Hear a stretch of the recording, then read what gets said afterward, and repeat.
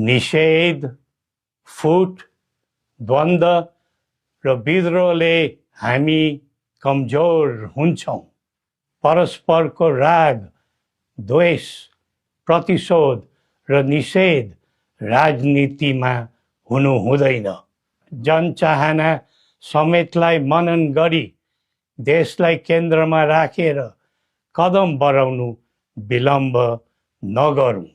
संवाद, सहमति र सहकार्यका माध्यमबाट सबै पक्षको मागलाई सम्बोधन हुने गरी संवैधानिक समाधान खोज्न दृढ सङ्कल्पित बनौँ।